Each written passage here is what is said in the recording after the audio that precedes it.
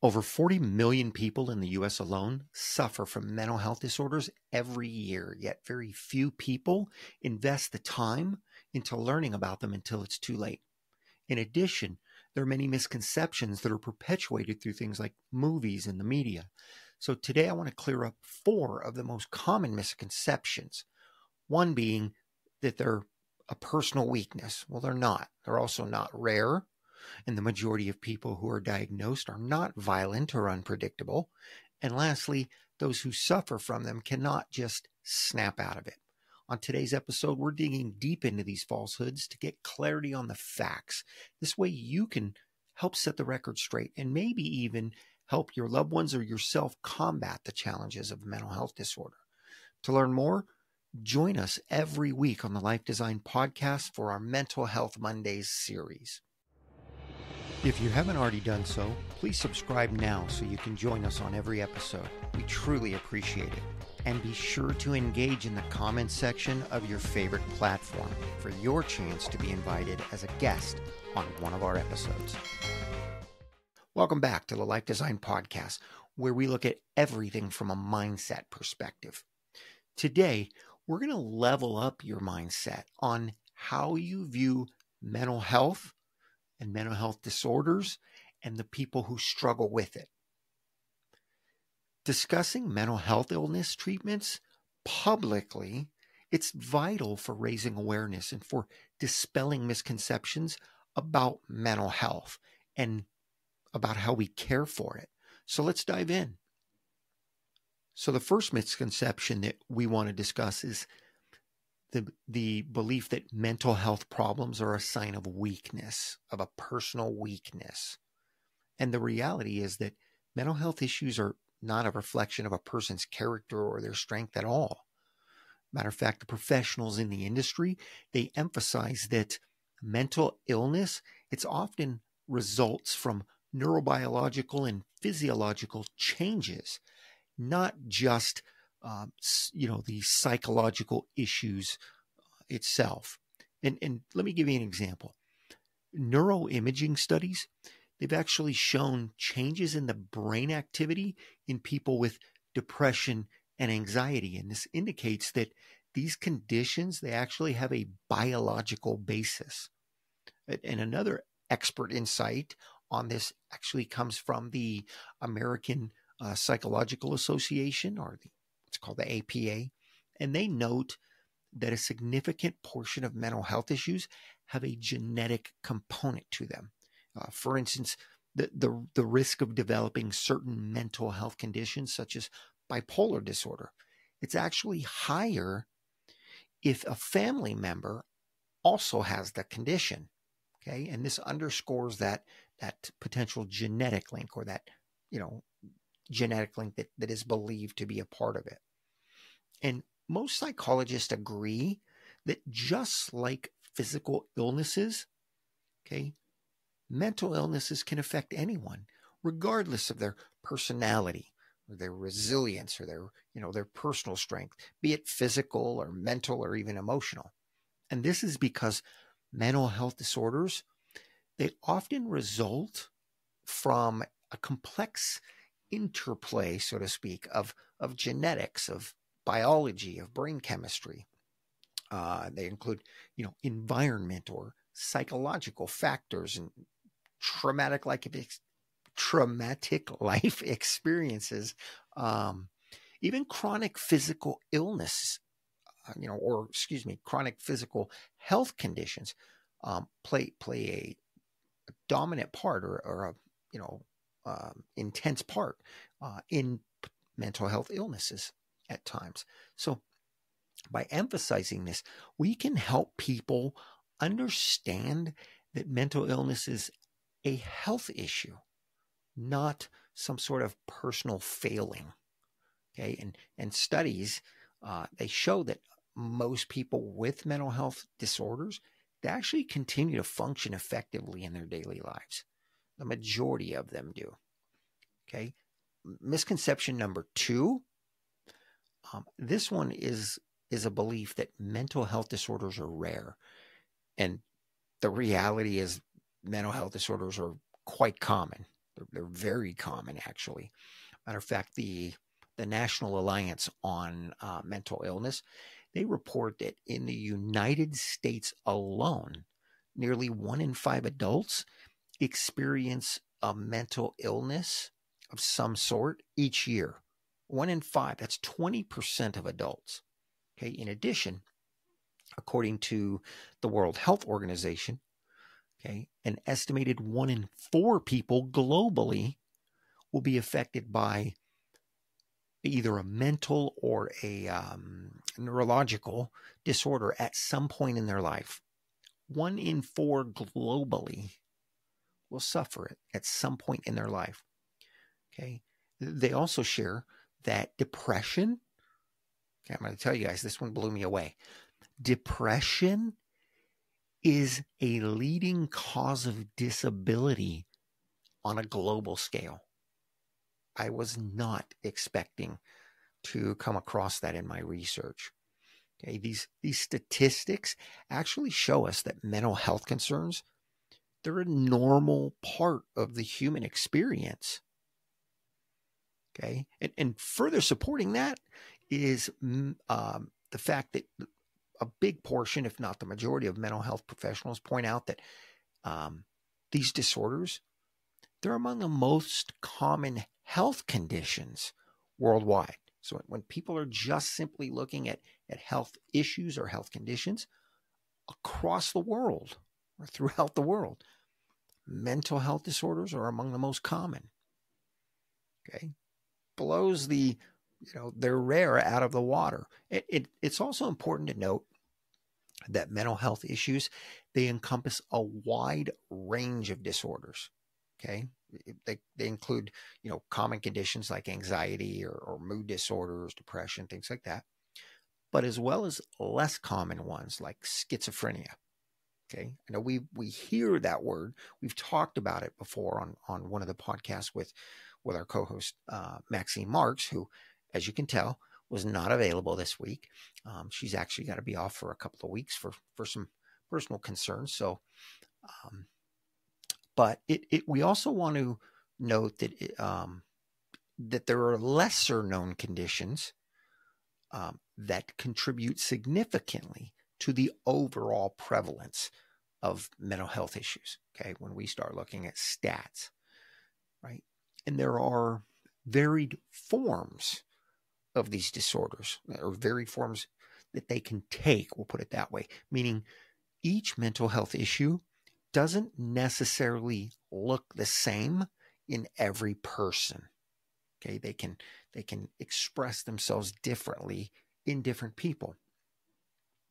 And here was another stat that really kind of shocked me. It really put numbers, cut in stone here. And that was also from the World Health Organization, is that they estimate over 264 million people, now this is worldwide, suffer from depression alone. Okay, 264 million, just depression. Okay, and this statistic, along with other data, right, on conditions like anxiety. Okay, anxiety, almost 300 million people suffer globally. And quite frankly, if I recall correctly, I think these numbers were pre-C19. So I can't imagine what they would be, this month if they really did a deep study. But this demonstrates the prevalence of mental health issues. Okay, so if you think about it statistically, and this is why I wanted to talk about it and why I want to continually talk about it every Monday, and that is, if you think about this at a statistical level, every person alive will know people throughout their lifetime who are dealing with mental health challenges. For that reason, the more that you learn about them in advance, the better chance you'll have to recognize the signs and to help those people who need it, be it friends, family, some type of loved ones, or ourselves. So, misconception number 3 is that people with mental illnesses are violent or unpredictable. or maybe violent and unpredictable, right? Though mental health illness does encompass a wide range of conditions, most of those conditions, they don't lead to violent behavior. Okay, the reality, this was another one that surprised me. The reality is the vast majority of people with mental health issues, they're not violent. In fact, they are more likely to be victims of violence than they are of being the perpetrator themselves. The fact is, the media is the primary origin of this negative and inaccurate stereotype of people with mental health disorders, promoting that they're violent, that they're unpredictable, and it's just not true. The representations that are shown in movies, they've shaped and distorted the public perceptions. Okay, unfortunately, these misconceptions, they often lead to social isolation and to stigmas, and those things hinder people from seeking the help they need. So it's important that we differentiate between these sensationalized portrayals, that we see in the media and specifically in movies. We need to differentiate from that from the reality, which is that people with mental health issues, more often than not, a vast majority, they lead normal, productive lives. And by knowing this truth, it helps to dispel the myths and these misunderstandings. And it's crucial to reduce fears and stigmas that people have about it. In my research, I found that there's been a number of very interesting findings, actually, that studies have shown.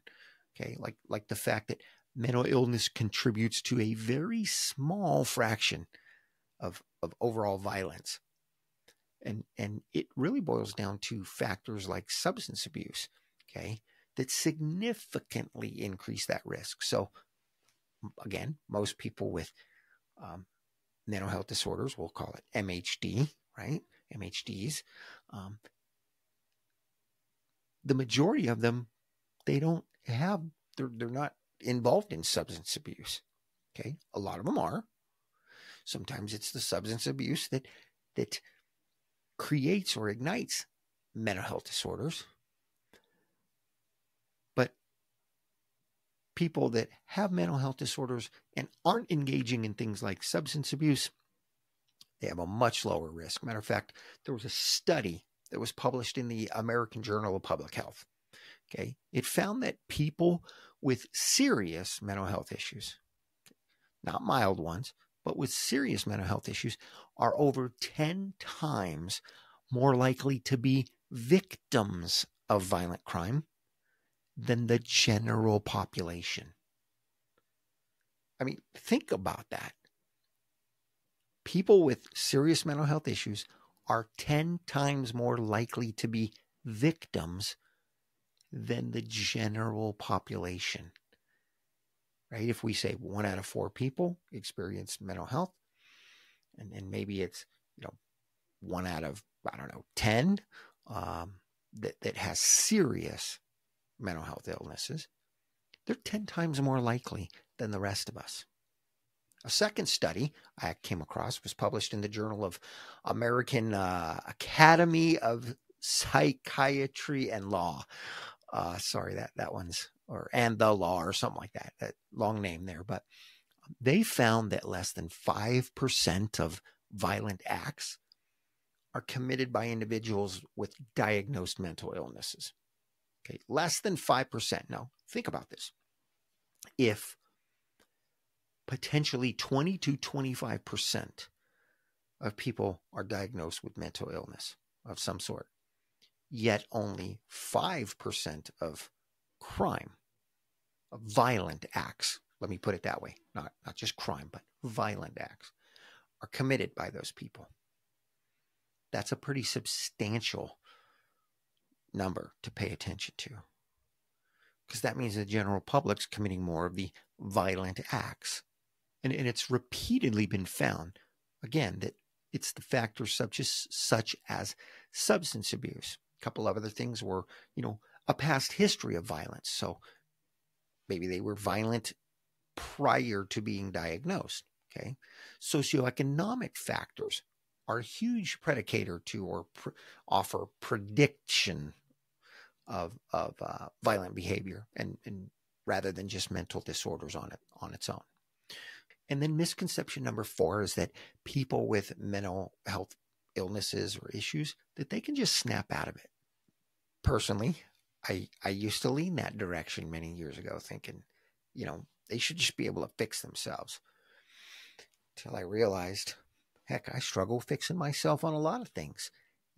It's just part of human nature. So the reality is that mental illnesses, though they range, from very mild to quite severe. Matter of fact, they can even be chronic conditions, okay, conditions that require treatment and management for months or years, or for some people, even their lifetime. Okay, it's just like any other chronic health condition. It's not something that someone can simply snap out of. It doesn't work like that.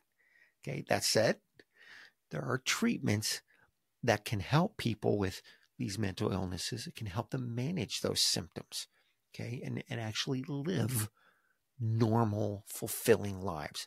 So let's take a look for a few minutes at some of the more common treatments that are used today. Mental illness treatments encompass a broad range of approaches, and they're aimed at addressing the symptoms and the underlying causes of those mental health conditions. Okay, these treatments can be broadly categorized into 4 main groups. Okay, you have psychotherapy, medications, what's called brain stimulation. Sounds a little scary, but we'll get into it. We'll explain it. And then, of course, self-care and lifestyle changes. Okay, we've talked about that. I've talked about that a number of times in videos and podcasts. So psychotherapy, which is also known as talk therapy, this is a very common one. It consists of a number of models or types, and it's what we call a collaborative process between the therapist and the individual. And it's meant to address their mental health concerns, right? It's effective for a wide range of conditions, including depression, anxiety disorders, bipolar, PTSD, and personality disorders. Be a good way to put it. It involves basically exploring their thoughts, their feelings, and their behaviors in an effort to gain a better understanding of the individual's experience, as well as helping them actually develop coping mechanisms for managing those symptoms. There's a few common forms of psychotherapy as well. So we'll look at a couple of those. First one, probably the most common, it's called cognitive behavioral therapy, or in the industry they call it CBT. This form of therapy focuses on identifying and modifying negative thought patterns, okay, behaviors that contribute to different types of emotional distress. Okay, another form is called interpersonal therapy. And this focuses actually on improving the interpersonal relationships and communication skills in an effort to enhance the patients, the person that's suffering, to enhance their emotional well-being. And the last one that we'll discuss is actually called dialectical behavior therapy, or DBT. Okay, and this form actually teaches skills for managing intense emotions to help them learn to tolerate distress, right? Building up their resistance, so to speak, to it, and to actually improve their self-regulation. Okay, to be able to regulate their emotions at a much higher level. The second one we talked about, or that I mentioned, was medication. And of course, there's psychiatric medications that are used to regulate brain chemistry and to actually help alleviate some of the symptoms of whatever mental illness they're dealing with. Okay, they can be prescribed alone, but also in conjunction with psychotherapy. And the common types of these medications, there's a few of them. Of course, there's antidepressants. We understand that. Those help with depression and anxiety disorders. And it does this. It actually increases what's called the serotonin and the norepinephrine, or sometimes people call it noradrenaline. And these are neurotransmitters that actually help regulate mood. And that's just a real simple way to put it. Okay. Most of you know I am not the consummate pro. That is not my field, but I did a lot of research on it to be able to share this with you. So, but again, antidepressants help to regulate our moods. Let's keep it simple. Okay. Another one are the antipsychotics. Those, of course, are used to treat, psychotic disorders such as schizophrenia, such. Okay. And they do this by actually reducing dopamine activity in the brain. Okay. That's, again, I'm trying to keep it simple here. So, mood stabilizers are another one of course, pretty clear. Those help to regulate mood disorders, help keep them from fluctuating so much in things like bipolar disorder. One thing I will say, though, is that it's widely believed that medications, that they often or typically work best in combination with psychotherapy. Again, they can be prescribed on their own or in combination, but it's typically believed that they work best in combination. The third type of treatment that I wanted to mention real quick was brain stimulation therapies. And again, I know that sounds a little creepy because, we see the old movies of people getting lobotomies and crazy stuff like that. But these BSTs, they actually involve using electrical or like a magnetic fields to stimulate specific areas of the brain. Okay. And this actually helps improve symptoms of different types of mental illness. And these are typically used, this type of therapy or this type of treatment, are typically used when other treatments haven't been quite as effective. The last one that I wanted to mention was the self-care and lifestyle changes. Now, this is one that I talk about a lot.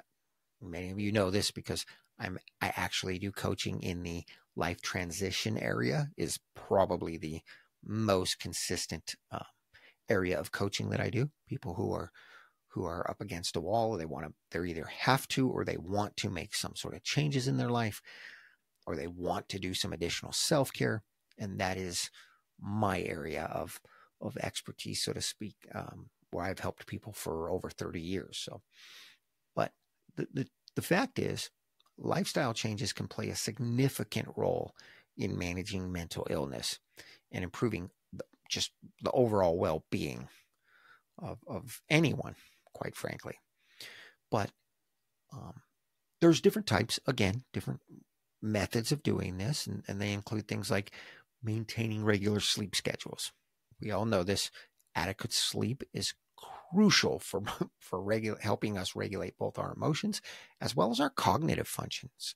Engaging in regular physical activity is another one. Exercise, right? We'll call it exercise. It doesn't have to be. It could be physical work. It could be a lot of different things. But exercise itself has been shown to reduce symptoms of depression, of anxiety, of all kinds of different things. We all know this. So many health benefits. Another one, and I just did a podcast on meditation, right? But it's practicing relaxation techniques. So whether it's meditation, whether it's deep breathing, which is something I'm going to do an episode on soon because I've been practicing breath work for many years, but yoga can help. And these things help. They help you manage stress. They help promote emotional well-being and just a ton of other health benefits. Of course, this has to be thrown in a healthy diet. The more nutritiously we eat, the better off we are, right? It helps our brain health. It helps our overall physical well-being, and on and on and on. It helps with weight. There's just an untold number of benefits for eating healthier. These lifestyle changes, okay, they provide a platform for just overall health, overall benefits. They're particularly helpful for conditions like addictions, of course, eating disorders, okay, mood disorders, okay. These types of approaches, they can actually help manage the symptoms of mental health conditions, okay, and they're often used in conjunction with other types of treatments. Matter of fact, in my experience, I think they're used almost always with other types of treatments. I personally have never met anyone, therapist or client, that where lifestyle changes were not part of their therapy, encouraging them to make some lifestyle changes. Now, I did want to share this, and this I really want to talk about on another episode as its own episode, and that's what are known as inpatient or residential treatments.